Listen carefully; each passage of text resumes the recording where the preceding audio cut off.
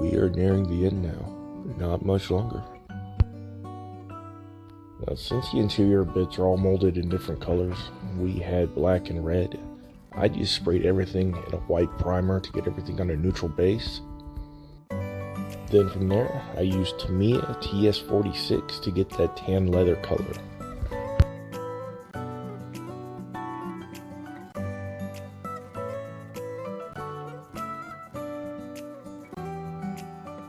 I like to use the same color paint as the quote-unquote glue to hold all my flocking down.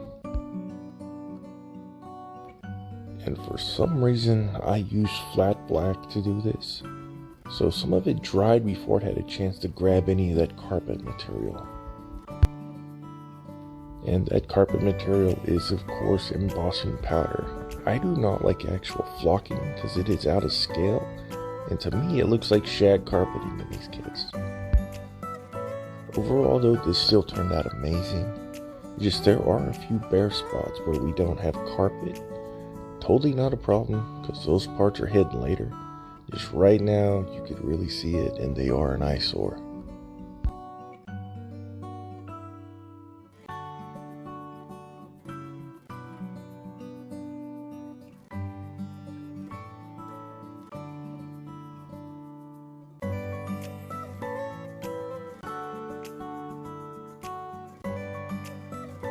Now, for some reason, I did not paint the passenger side floor mat.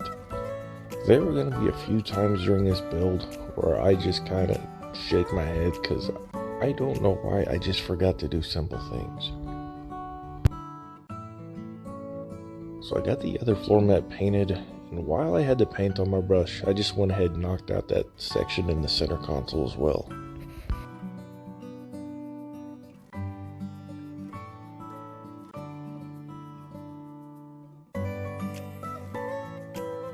And about halfway through spraying this, I remembered that from this angle, my hand blocks everything.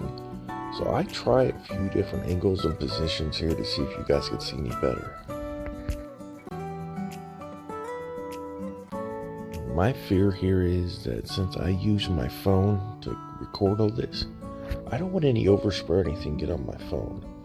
It's fine with this low pressure brush because there's almost no overspray. But when I'm doing base coat and clear coat, I probably won't actually put the phone in the paint booth. I will figure out a better way to mount this so you guys actually see what I'm doing.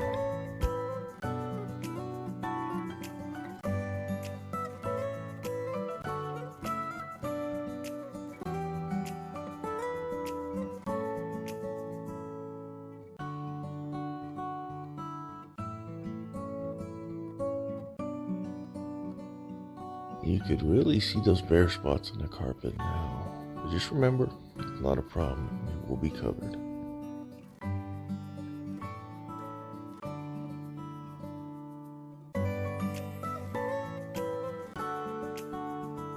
Here, I'm just doing a quick little demonstration on why I love the TS line of Tamiya paints. This one I did not speed up or alter at all. I'm just holding a freshly painted piece in front of my little bitty space heater and just spinning around just to show you how quickly this stuff dries when a bit of heat is applied. If you don't have a space heater like me, that's fine. You could use a hair dryer, which you should already have if you do decals. The only thing important to note is just to keep the piece rotating and not directly in heat at all times, because you will scorch the paint. And you'll know when you've done it because little bitty bubbles will start popping up.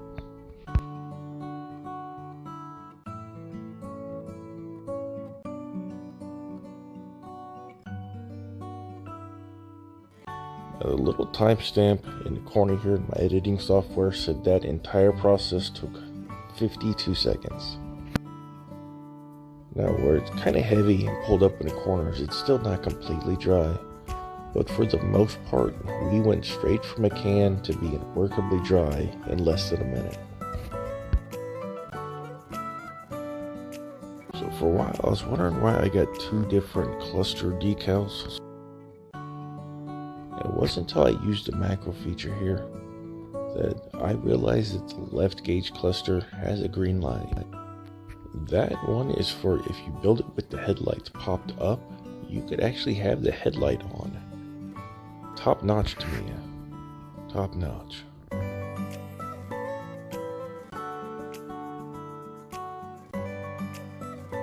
And here I was a bit worried because the actual speedometer and tachometer is kind of transparent, so I was really glad I got away with painting everything black here. I was a bit worried. I was also not prepared to do decals at the moment.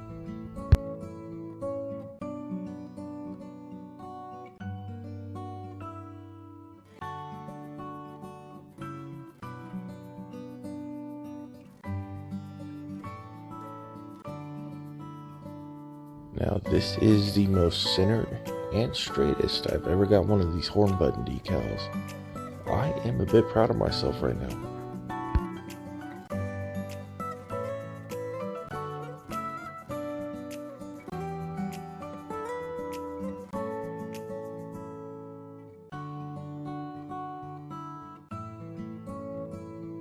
And from here, I'm just going to install all those little pieces and let the music play out.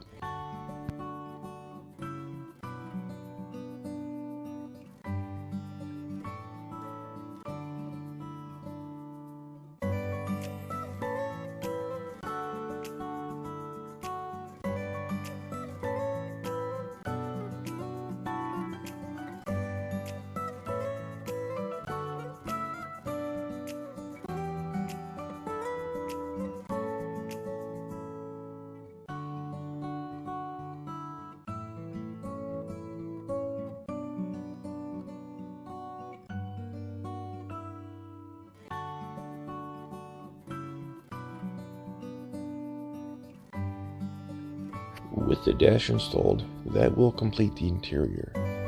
All in all, we used only two colors and there were two decals. Very easy. Much like the interior, the chassis is also just a few colors and will be just as simple and easy to build up. Now this side panel is really all we need to worry about for the chassis because it is visible with the body on. So just smooth it out and clean it up like I did on this side and get it ready for paint. The lip also just needs to be smooth, but don't worry about the pinholes on the back because they are not seen. So I'm going to go off camera here and get everything painted up, and I'll be back to install it all in a second.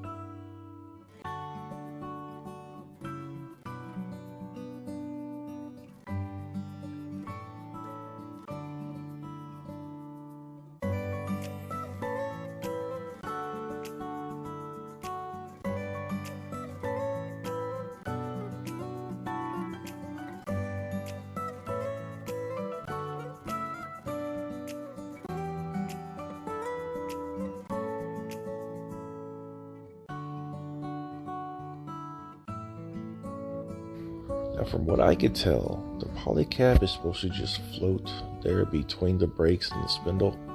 Since I don't play with these and I don't want them to roll around, I just glue everything in place. And when you're installing these, pay particular attention to the hubs because there is a right and a left side. You want them all aligned so that the calipers are all facing the rear of the car.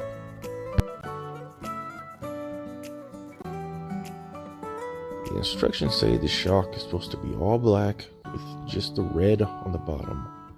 I wanted to break up all the black, so I painted the actual coil part silver. And they are boringly simple to install. Just put them on the shock mount, rotate it around, and it will literally fall into place.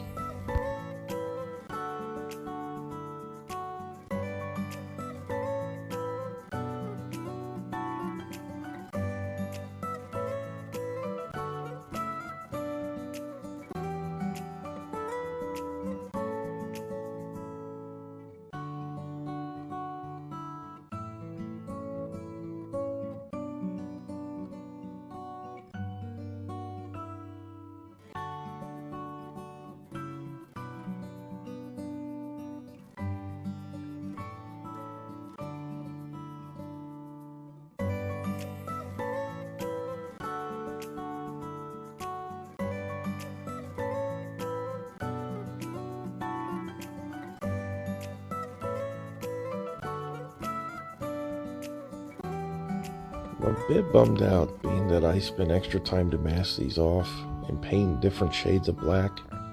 You can't even tell.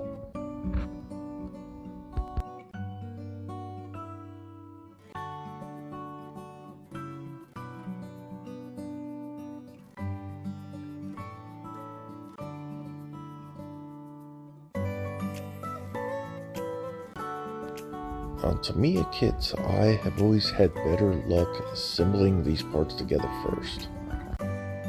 Once you get them locked in and secure in a good solid foundation and build your suspension off that, you will have a kit that sits level with all four wheels touching the ground. And it's easy to do, just a little bit of careful bending, the spindles will pop into place with no problems.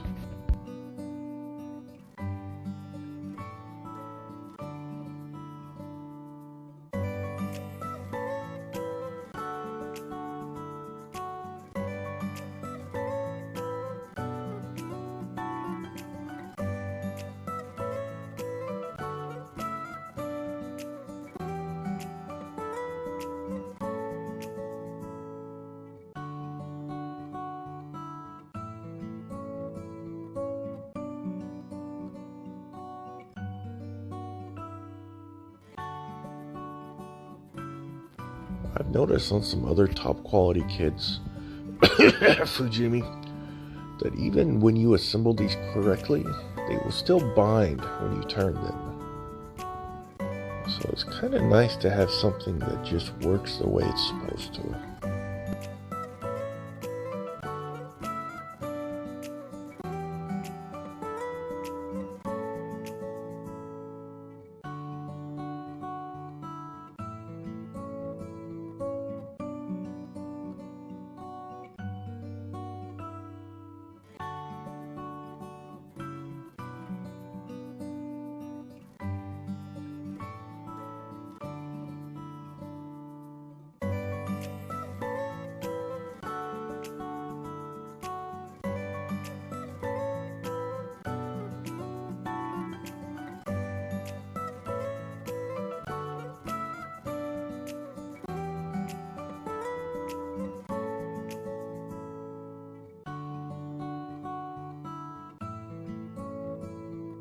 And I'm a little bit embarrassed to admit this, but the entire time I've been working with the chassis, I kept trying to brush the front of it off.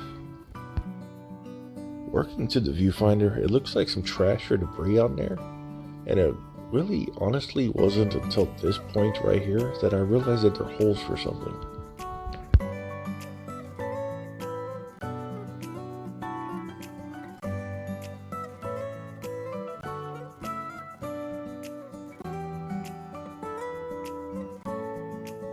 Now, the engine is taller than those fender wells, so you're just going to have to hold this in the air like this until the glue dries. Otherwise, it will just keep popping out. And for some reason, when I set the camera down, I had hit the record button, so when I picked it back up to hit the record button, I actually stopped.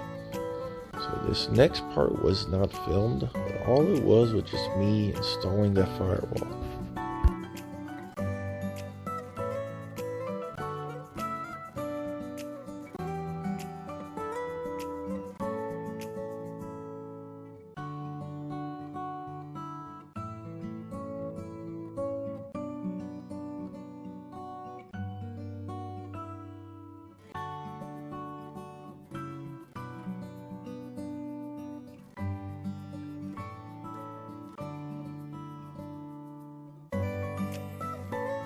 Done. It is currently 3:30 a.m. on January 22nd. That gives me just 10 days to get this all together and hand it over to the judges. So the final assembly video will probably come out the 1st or 2nd of February. Until that time though, thank you for watching. I truly appreciate it.